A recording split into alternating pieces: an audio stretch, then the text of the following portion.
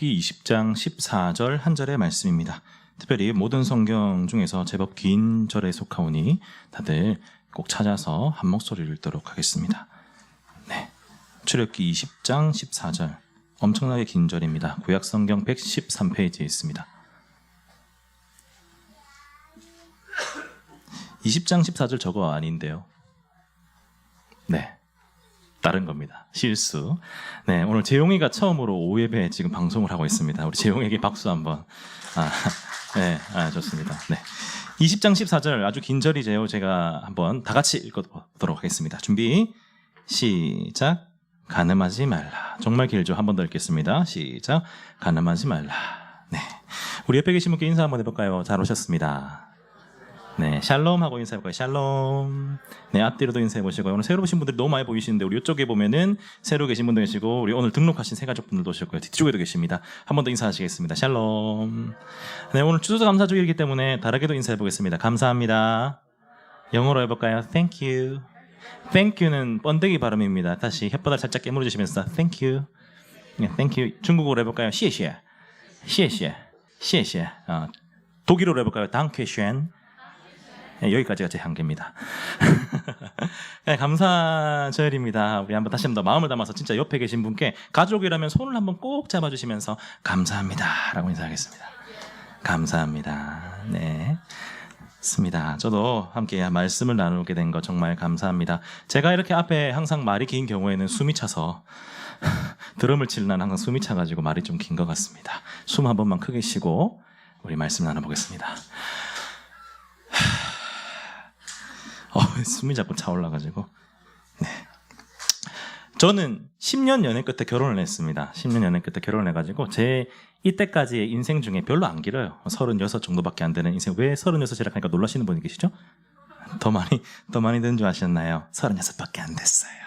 네, 인생의 3분의 1 정도밖에 안 보낸 것 같은데 그 정도 되는 인생 가운데 가장 행복했던 순간, 짧은 시간을 꼽으라면 저는 결혼식을 꼽을 것 같습니다. 정말 행복했어요. 사진 하나 보여주시겠습니까?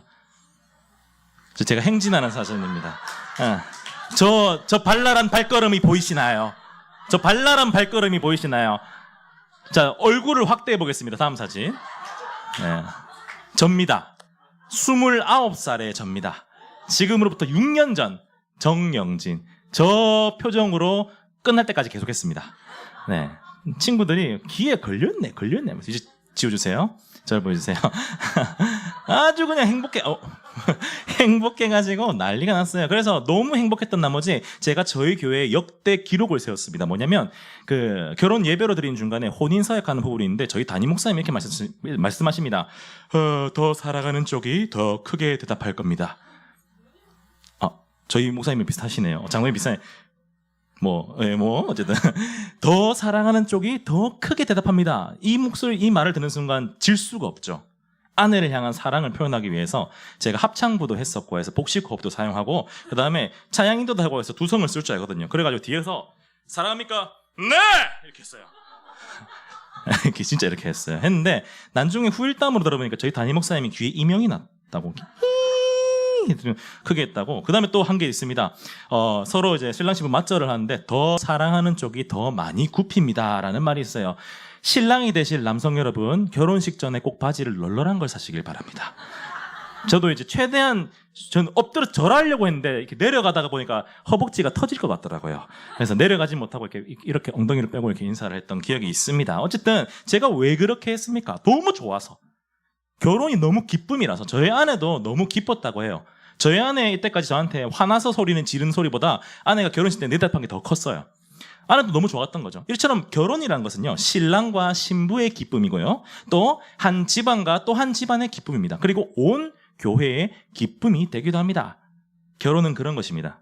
그런데 여러분, 오늘 저희가 살펴볼 웨스트민스터 소교리 문답, 그리고 우리가 살펴볼 이 본문은요, 이 결혼이라는 것이 우리 인간의 기쁨이 되기보다 가장 먼저 앞서서 하나님의 기쁨이 되어야 한다는 사실을 우리에게 알려주고 있습니다. 저희가 살펴볼 내용은 웨스트민스터 소교리 문답 70문부터 72문까지의 내용이고요. 그 내용은 십계명 중에 제 7계명, 7번째 계명을 우리에게 설명하고 있습니다. 함께 살펴보겠습니다. 치신문 제가 묻겠습니다. 여러분 답을 읽어주시기 바랍니다. 제7계명은 무엇입니까?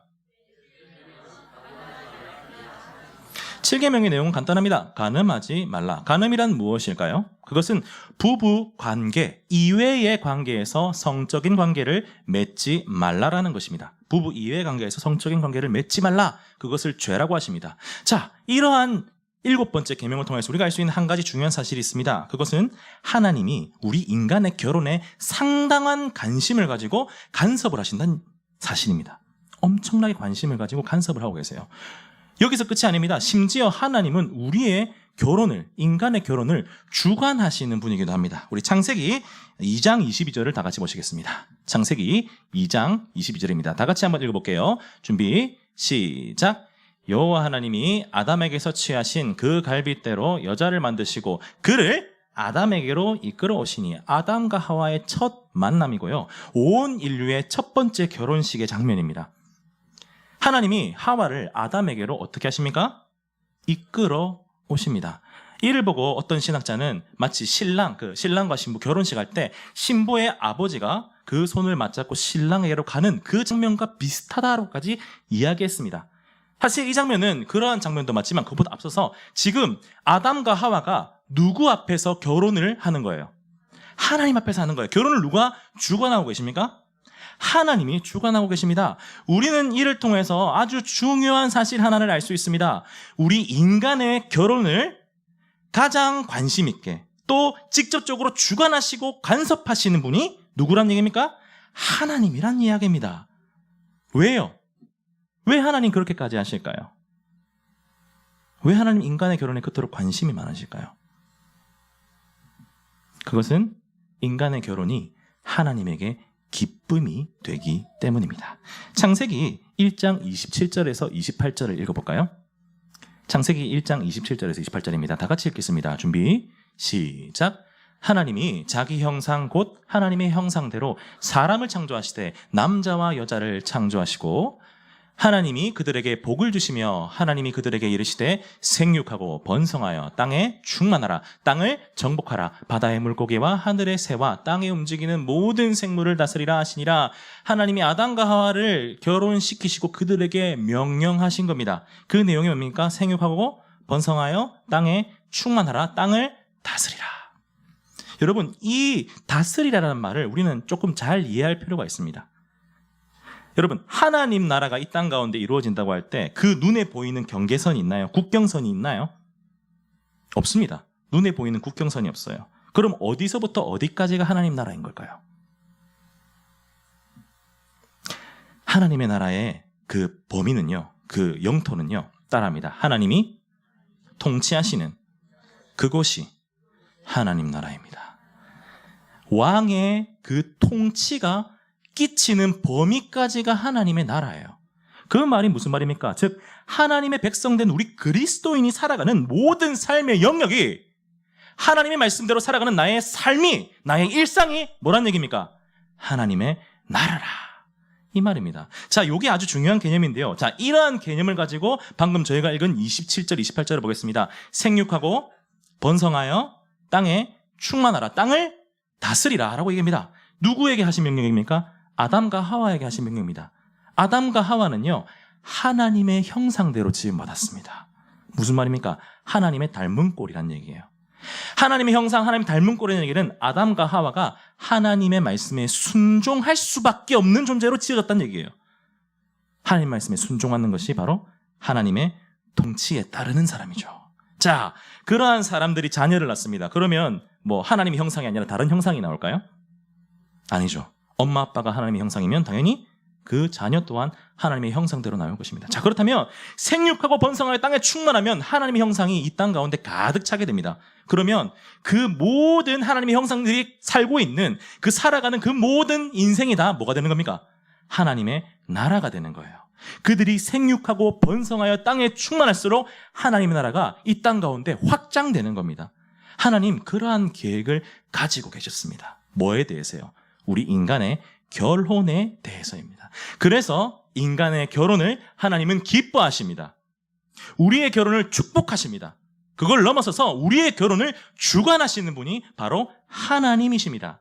자, 이러한 내용을 토대로 우리는 한 가지 중요한 사실을 알 수 있습니다. 그것은 우리의 결혼관이 바뀌어야 된다는 거예요. 우리의 결혼관이 완전히 바뀌어야 된다는 거예요. 지금 신문에서 나온 뉴스인데요. 지난달인 것 같습니다. 지난달에서 나왔는데 어떤 20대, 즉 24살짜리 남자애랑 23살짜리 여자애랑 어머니한테 등짝 스매싱을 제대로 맞았다고 합니다. 왜냐하면 얘들이 1년 전에 자기들끼리 사귄 2주년 기념으로 혼인신고를 했다는 거예요. 혼인신고서를 해서 작성을 했대요. 그래서 혼인신고를 넣었대요. 부모님은 몰랐어요. 근데 이제 1년 뒤에 헤어지게 된 거예요. 네, 대박이죠. 근데 문제가 뭡니까? 그렇게 되면 이혼 이력이 남아요. 네, 혼인신고가 들어갔기 때문에 이혼 이력이 남아요. 이거를 들킨 거예요. 그래서 부모님이 막 백방 막 수습했는데 이게 어떻게 할 방법이 없어요. 법적으로. 그래서 그런 어떤 재미있는 이슈가 나온 적이 있는데 여러분 죄송합니다. 이 철딱선이 없는 것들이 왜 혼인신고를 했을까요? 왜 혼인신고했을까요? 뭐 때문에? 그렇죠. 사랑해서. 그건 무슨 말이에요? 바꿔 말하면 결혼을 자신들의 기쁨으로 삼은 거예요. 결혼을 자신들이 기뻐하는 것으로 삼은 거예요. 인간의 기쁨으로. 사랑하는 여러분, 원래 인간의 결혼은 하나님의 기쁨이 되어야 합니다. 물론 인간의 기쁨이기도 하지만 가장 먼저 하나님의 기쁨이 되어야 하는 게 우리 결혼의 원래 모습이에요. 그런데 인간이 타락을 하죠. 그 순간 인간은 더 이상 하나님이 좋아하시는 것을 추구할 수 없습니다. 그러니까 어떻게 됩니까? 자신이 기뻐하는 것으로 결혼의 의미를 완전히 바꿔버리는 거예요. 그렇게 돼버리니까 이 땅 가운데 결혼이 하나님의 기쁨이 아니라 누구의 기쁨이 되었습니까? 인간의 기쁨이 된 거죠. 우리의 기쁨. 물론 그럼 결혼은 강사님 인간은 기쁘면 안 되는 건가요? 아니죠. 기쁩니다. 하지만 그것은 2차적인 기쁨이에요. 가장 먼저는 하나님의 기쁨이 돼야 되고 그 하나님의 기쁨이 될 때 우리가 그 안에서 더욱더 기뻐할 수 있는 우리의 기쁨이 있는 거예요. 그런데 이 땅 가운데 이 결혼이라는 것이 인간의 기쁨으로 변질되기 시작했습니다. 그러니까 어떤 일이 일어납니까? 결혼식장을 의리의리하게 해가지고 막 화려하게 짓는 그런 웨딩 그런 업체들이 막 더 많이 생기죠. 경쟁하듯이 인스타에 그런 거 막 예쁜 거 찍어 올리고 막 뭐 우리는 이거 했어 올리면은 지 가지고 오빠 우리 우리 임페리얼 A로 업그레이드 해야 될 것 같아 뭐 이런 거 있잖아요. 그냥 우리 엘레강스에서 임페리얼로 업그레이드 해야 될 것 같아. 돈이 너무 오빠 내 친구는 그렇게 했다고 이런 식이 이거 제 경험담 아닙니다. 저희 아내는 그러지 않았어요. 저희 아내는 검소하게 했습니다. 사랑합니다. 네. 그런 일들이 일어나기도 하고 과도한 소비가 일어나기도 하고요. 그런 일이 자꾸 일어난 거예요. 그런 것 가운데 우리 그리스도인들의 결혼과는 달라져야 됩니다. 한 3가지 정도로 정리할 수가 있는데요. 따라합니다. 첫 번째.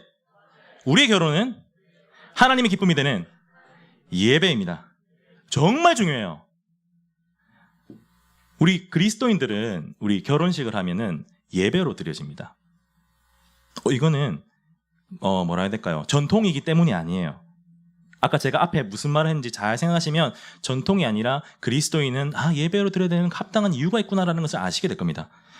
우리의 결혼식은 누가 주관합니까? 하나님이 주관하십니다. 아주 똑똑하십니다. 그렇기 때문에 결혼식을 뭘로 드리는 거예요? 예배로 드리는 거예요. 하나님의 앞에서 신랑과 신부가 하나님 앞에서 하나님이 기쁨되는 결혼을 드리는 거예요. 그거를 예배로 예물로 드리는 거예요. 그래서 우리 그리스도인들은 결혼을 뭐로 드려야 됩니까? 예배로 드려야 합니다. 이것은 아주 중요한 사실입니다. 그리고 두 번째, 우리의 가정을 결혼한 그 두 남녀는 결혼 준비를 하면서 뭘 해야 되냐면 우리 가정을 어떻게 하나님의 나라로 만들어갈 것인가를 고민해야 됩니다. 집에 혼수 준비하잖아요. 그 준비 말고도 우리는 우리 마음에 있는 그 하나님 나라의 가정으로 만들기 위해서 반드시 필요한 것들을 채워 넣어야 돼요. 말씀, 그리고 기도, 그리고 가장 중요한 거 하나님 안에서 품는 소망입니다. 무슨 소망일까요? 나의 자녀를 말씀으로 양육하고 우리 가정이 하나님의 말씀으로 든든히 세워진 가정이 되어서 다른 모든 이웃에게 하나님의 나라가 뭔지 보여주는 가정이 되기를 그 소망을 품어야 되는 거예요. 준비하는 것, 그것이 우리의 결혼관이 되어야 합니다. 이것이 7계명을 바탕으로 특별히 결혼에 깊은 관심을 가진 하나님을 알았을 때 우리의 결혼관이 바뀌는 내용, 실제적인 내용이라고 할 수 있습니다. 자, 우리가 이렇게 노력을 해야 됩니다. 그런데 우리만 노력하는 거 아니죠. 하나님도 우리 인간의 결혼이 하나님 나라에 확장하는 데 쓰임받기 위해서 도움을 주십니다. 아니, 도움이 아니라 아주 큰 선물을 주십니다. 그 선물이 뭡니까? 따라합니다. 성. 캐스를 말하는 게 아니죠. 섹스를 말하는 거예요. 다시 성. 성이라는 것을 하나님이 선물로 주십니다. 다시 한 번 더 창세기 1장 27절에서 28절을 읽어볼까요? 다 같이 읽겠습니다. 준비 시작. 하나님이 자기 형상 곧 하나님의 형상대로 사람을 창조하시되 남자와 여자를 창조하시고 하나님이 그들에게 복을 주시며 하나님이 그들에게 이르시되 생육하고 번성하여 땅에 충만하라 방을 정복하라 바다의 물고기와 하늘의 새와 땅에 움직이는 모든 생물을 다스리라 하시니라. 자, 뭐라고 했습니까? 생육하고 번성하여 땅에 충만하라. 이를 위해서 필요한 게 뭐죠? 네, 성입니다. 자녀를 낳는 것이죠.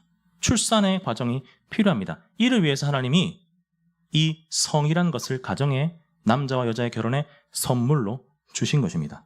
이를 통해서 알 수 있는 가장 중요한 것, 성이라는 것이 가장 먼저 누구의 기쁨이 되어야 된다는 겁니까? 하나님의 기쁨이 되어야 한다는 것입니다. 정말 중요합니다. 우리가 가진 이 성, 남성과 여성, 그 남성과 여성이 맺는 성적인 관계, 그 모든 것이 가장 먼저 누구의 기쁨이 되어야 한다는 소리입니까? 하나님의 기쁨이 되어야 한다는 소리입니다. 아주 중요합니다. 그렇기 때문에 7계명은 무엇이라겠습니까? 하나님의 기쁨이 되는 그 성의 방법이 아닌 다른 방법으로 사용되는 모든 성을 죄라고 말하십니다.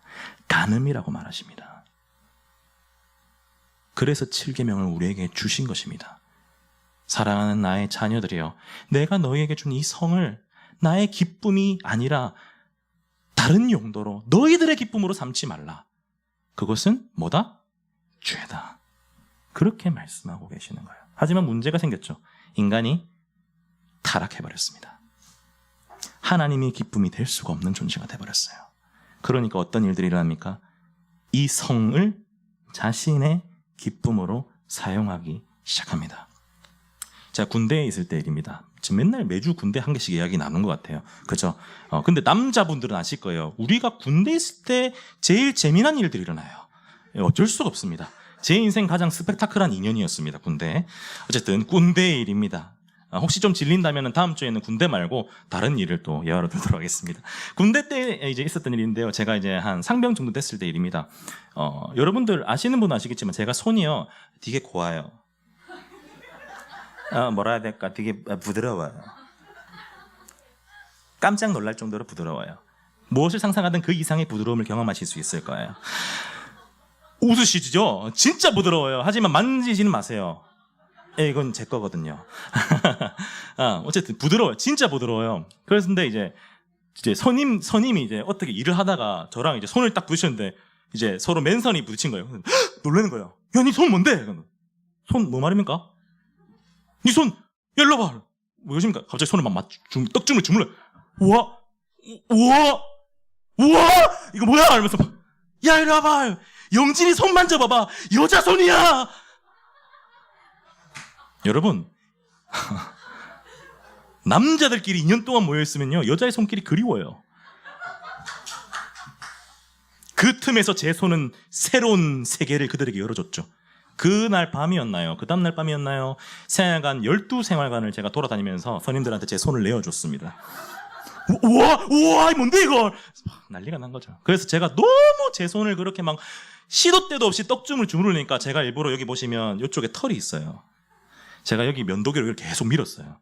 여기 털나게.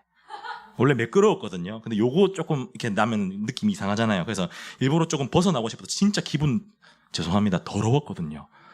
남자가 우르르 와가지고 제 손을 주무른다고 생각해보세요. 너무 싫어요. 얘들 왜 이럴까요? 얘들 왜 이랬을까요? 성적인 자극 때문이죠. 성적인 자극 때문에. 성적인 자극이 우리에게 기쁨이 되기 때문입니다. 사실 꼭 저희 만났던 군대 선임들뿐만이 아닙니다. 이 세상은 성적인 자극으로 도배되어 있습니다. 성을 오락이라고 얘기하죠. 야, 놀자.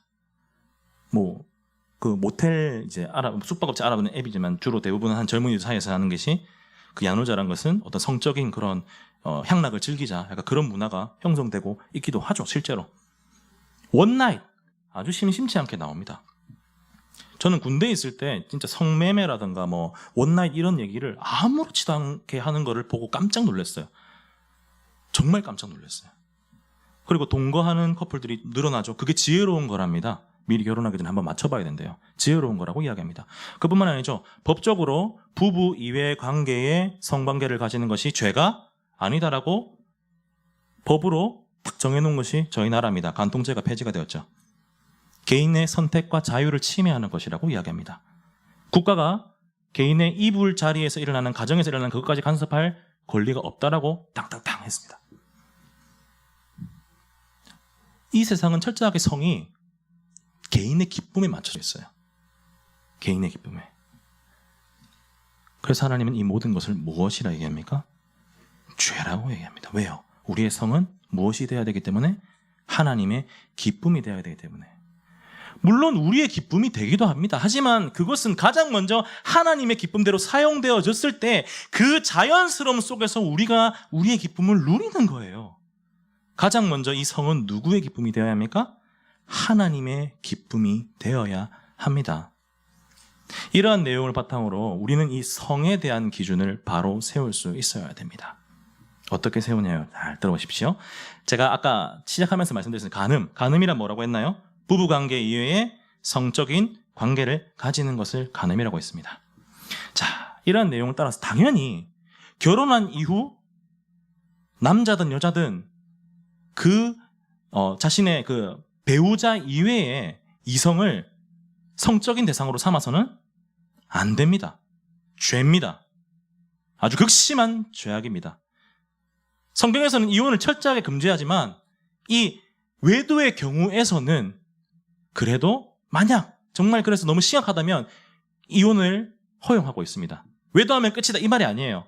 그래도 어떻게 가정을 잘 지켜야지만 하지만 이 외도라는 죄가 이 간음이라는 죄가 그토록 극심하고 고통을 주기 때문에 이혼을 허용하고 있습니다. 성경에는 나와 있는 얘기예요. 그러면 안 되는 거죠. 근데 그뿐만이 아닙니다. 결혼한 자들 말고도 결혼하지 않은 자들의 우리 청년들과 중고생들에 대해서도 이 7계명이 적용이 되면 성적인 기준을 세워야 돼요. 여러분 결혼하지 않은 청춘 남녀가 성적인 관계를 맺어서는 됩니까? 안 됩니까? 당연히 안 된다고 나오겠죠. 왜냐하면 사회 윤리적으로 그러하니까. 하지만 성경적인 이유를 우리 안에 꼭 집어넣으셔야 합니다. 제가 아까 말씀드렸습니다. 성이란 것은 가장 먼저 하나님의 기쁨이 되기 위해서 우리에게 주어졌는데요.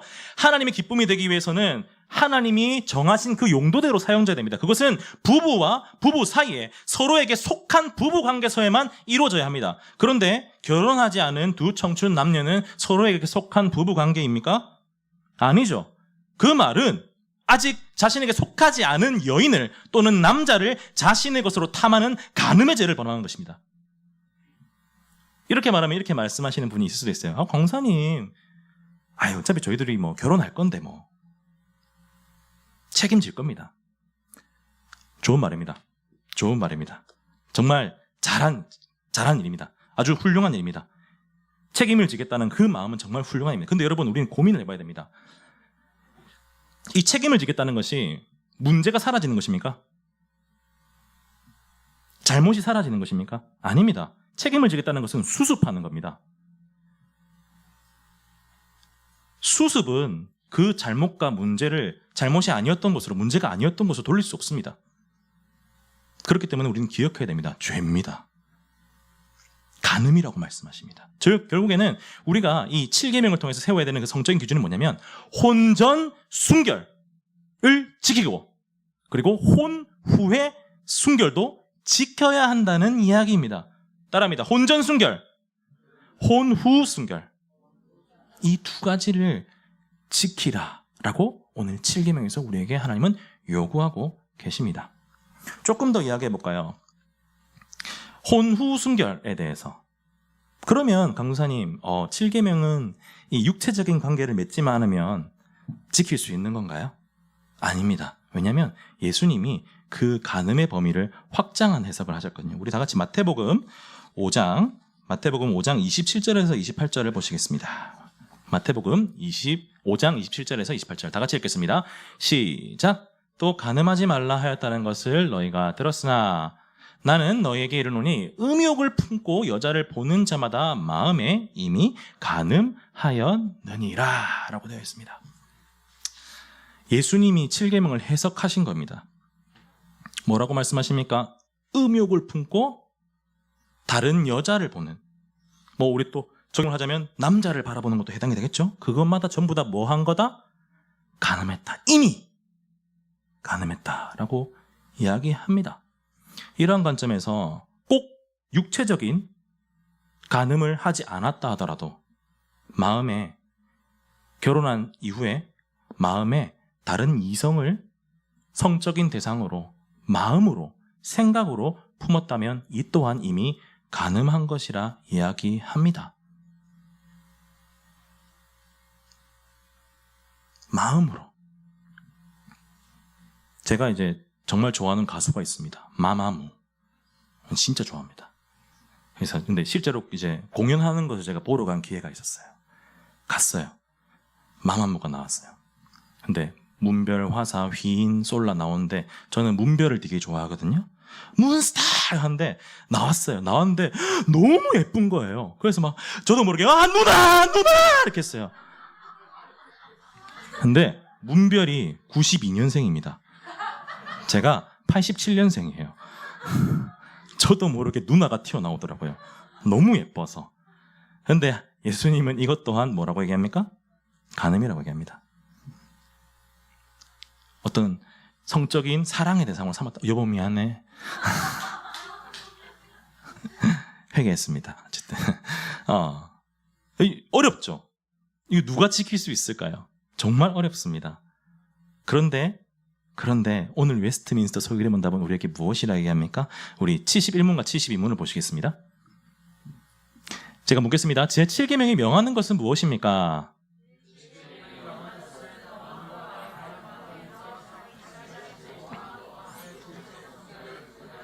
(72문) 제7계명이 금하는 것은 무엇입니까?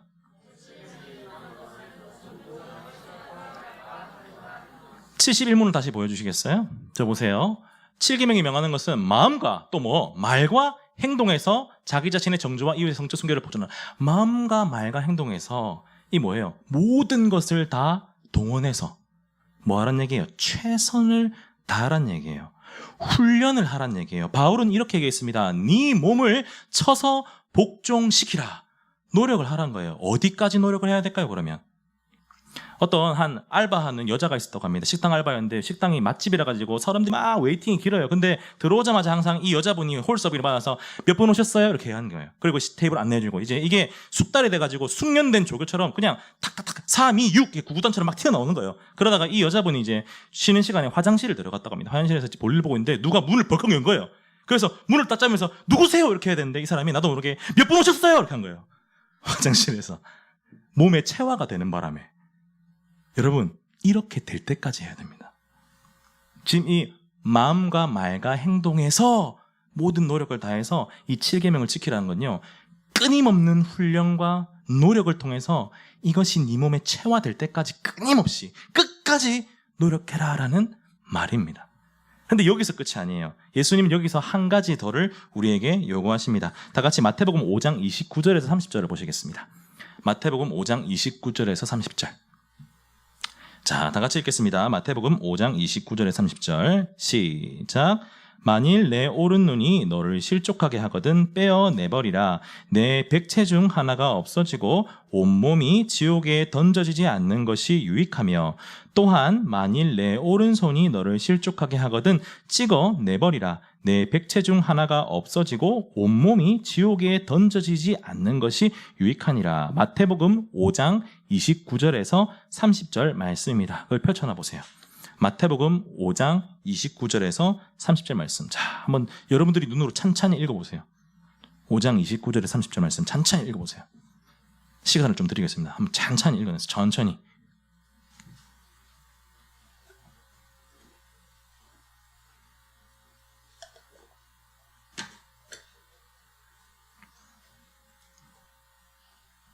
네, 이제 저를 보시겠습니다. 여러분, 눈이 죄를 범하면 눈을 뽑으래요. 손이 죄를 범하면 손을 잘라버리래요. 그럼 다리도 발로 재려보면 발을 잘, 혀로 재려보면 혀를 잘라버리고 이게 여기 법칙이잖아요. 자, 여러분, 자, 요게 이제 예수님의 말씀이에요. 가늠하지 말라는 그 이유에 나오는 말씀이에요. 그럼 우리가 가늠의 죄를 범하면 눈으로 범하면 어떻게 됩니까? 눈을 뽑아야 됩니다. 손으로 범하면 손을 어떻게 됩니까? 손을 잘라야 되는 거죠. 끼끼끼끼. 자, 여러분, 자, 이 말씀에 근거할 때 우리 중에 신체가 온전한 사람이 한 명이라도 있을까요? 저는 아마 이렇게 이미 두 눈은 옛적에 다 뽑혔을 것 같아요. 두 눈은 옛날에 뽑혔어요. 네. 하나님, 손 한 개만 남겨주세요. 오른손은 남아있을 수도 있는데, 오른손만 달라고 왼손 남아있을 수도 있는데, 여러분, 온전할 수가 없어요. 여기에 우리 모였을 때 박수도 못 치는 거예요. 그럼 다 같이 이렇게 해야 되는 거예요. 손도 없어가지고. 비하하는 거 아닙니다. 예를 드는 거예요. 진짜 다 온전할 수가 없는, 제대로 걸을 수도 없고, 우리는 몸을 간수를 못 할 거예요. 아마 이 계명 때문에. 근데 이 계명을 그렇게 받아들여야 할까요? 아닙니다. 이 계명을 통해서 예수님이 강조하고 싶은 것은 다른 것에 있습니다. 뭐냐면요. 따라합니다. 원인을 제거하라. 다시 합니다. 원인을 제거하라. 그거예요. 핵심은 그거예요. 예방하라는 거예요. 네 몸을 그 간음의 죄를 범하는 것에 내어주지 마라. 그 근처로도 가지 말라. 까마귀 노는 곳에 백로야 가지 마라. 똑같습니다. 그 말이에요. 지금 예수님은, 오늘 성경은요, 우리에게 이렇게 말하고 있는 거예요. 이 7계명이 그만큼 지키기 어렵지만 그럼에도 지키기 위해서 네 모든 노력을 다해서 네 삶의 체화를 시키고 그것을 넘어서서 아예 네가 이 죄를 저지르지 않도록 미리 사전에 예방하고 또 예방하라. 7계명을 지키기 위해서 예수님은 우리는 그렇게까지 하라고 명령하고 계십니다. 왜입니까? 왜 예수님, 왜 하나님은 우리에게 그렇게 이 7계명을 지킬 것을 명하고 계십니까? 그것은 우리 인간의 결혼이라는 것이, 인간의 성이라는 것이 가장 먼저 누구의 기쁨이 되어야 되기 때문입니까? 하나님의 기쁨이 되어야 되기 때문입니다. 우리 가정이 하나님 나라로 바로 세워졌기 때문이에요. 그렇기 때문에 이 7계명은 우리의 가정을 지키는 계명이 됩니다. 7계명은 우리의 가정을 지키는 계명이 되어야 합니다. 단순히 간음하지 말라, 외도를 저지르지 말라가 아니라 결혼 전에도 순결함을 지키고 결혼 후에도 순결함을 지키고 그 순결을 지키는 것을 넘어서 우리의 가정을 하나님이 지으신 하나님의 나라로 바꾸기 위해서 모든 노력을 다하는 것을 요구하는 것, 그게 바로 이 7계명이 우리에게 요구하는 것입니다. 가정을 하나님의 나라로서 지키라. 그렇기 때문에 남편은 아내를 사랑해야 됩니다. 지켜야 합니다. 그리고 아내는 남편의 마음을 위로하고 남편을 지지해줘야 합니다. 그 권위를 인정해줘야 합니다. 부모는 자녀를 사랑으로 독려하고 그 부모가 하나님의 말씀대로 자랄 수 있도록 교육해야 됩니다. 그리고 자녀는 부모를 하나님을 향한 공경을 다해서 또한 공경해야 합니다. 그렇게 우리 가정을 지켜야 됩니다. 하나님의 나라로 만들어야 되는 것입니다. 그게 7계명이 우리에게 말하고 있는 것이에요. 사랑하는 여러분, 이 계명 앞에 우리 모두가 하나님의 나라로서 가정을 지켜가는 우리 모두 되길 간절히 소원합니다. 지금 결혼한 우리 가정도 있고 이제 곧 결혼할 가정도 있을 겁니다. 기억하십시오. 이 7계명이 우리에게 무엇을 요구하고 있는지를. 지금 우리 청소년들, 중고등부들, 그리고 아직 결혼을 하지 않은 계획이 없는 청년들, 기억하십시오. 여러분들이 어떠한 가정을 소망해야 하는지를요. 여러분들이 어떠한 결혼을 꿈꿔야 하는지를 이 7계명을 통해서 기억하십시오. 마음에 새기십시오. 결혼은, 우리 가정은 가장 먼저 하나님의 기쁨이 되어야 합니다. 이를 위해 온 힘을 다하는 우리에게 간절히 소원합니다. 말씀을 정리하겠습니다. 7계명을 다 같이 한번 외워보겠습니다. 간음하지 말라. 시작. 간음하지 말라. 이 계명은 단순히 외도하지 말라라, 바람피지 말라는 계명이 아니에요. 우리의 가정을 하나님의 기쁨이 되는 가정으로 지키라는 얘기예요. 그렇기 때문에 우리는 우리 삶 가운데 가장 먼저 이 결혼을 꿈꿀 때, 이 결혼을 실제로 준비할 때 가장 먼저 하나님의 기쁨이 되는 결혼으로 준비할 수 있어야 됩니다. 그리고 우리는 우리 가정 가운데 우리의 자녀가 태어난 후에 또는 태어나기 전에 하나님 나라의 가정으로 바로 세워질 수 있도록 자녀를 어떻게 양육할 것인가, 또 우리가 어떤 부부가 될 것인가, 하나님 나라에 걸맞는 그런 고민을 나눠야 됩니다. 그리고 마지막으로 우리 가정이 하나님 나라로 바로 세워져 갈 그것을 꿈꾸며 소망하며 또 내 삶 가운데 온몸을 던져서 실천하고 내 속에 있는 그 간음, 음란에 대한 죄악을 저 멀리 던져버리고 그 가능성을 완전히 제거한 그러한 가정으로 우리의 가정을 만들어야 합니다. 이것이 7계명을 통해 우리가 살아내야 할 삶입니다. 이것을 기억하는 우리 되길 간절히 소원합니다. 아멘. 이 시간 부르신 곳에서 함께 찬양하고 기도하도록 하겠습니다. 들은 말씀 기억하면서요. 가정은 하나님이 우리를 부르신 곳입니다. 예배 장소입니다. 그리고 사랑하는 우리 중고생 여러분, 사랑하는 우리 중고생 어린이 여러분, 우리 청년들, 결혼을 준비하는 모든 이들이요, 결혼을 먼 미래에 상상하고 꿈꾸고 있는 여러분, 하나님의 기쁨이 되는 결혼을 계획해야 됩니다. 꿈꿔야 됩니다. 소망해야 됩니다. 그리고 우리 자녀를 키우고 계시고 또 장성한 자녀를 두신 사랑하는 우리 부모님 여러분, 우리의 사명은 끝난 것이 아닙니다. 우리 자녀의 가정이, 나의 가정뿐만 아니라 자녀의 가정이 또한 그런 가정이 되기 위해서 우리는 자녀를 계속해서 양육해야 됩니다. 그리고 그들을 위해 뭐 해야 됩니까? 기도해야 되고요, 마지막으로 모범을 보여줘야 합니다. 자, 이것을 기억하면서요, 우리의 부르심 받은 그곳, 우리의 가정, 결혼, 그 모든 부르심 받은 곳에서 하나님을 찬양하겠습니다. 따스한 성령님, 따스한 성령님, 마음으로 보내 내 몸을 감싸며 주어지는 평안함, 만족함을 느끼네. 사랑과 진리에, 사랑과 진리에 한 줄기 빛 보내 내 몸을 감싸며 주어지는 평안함,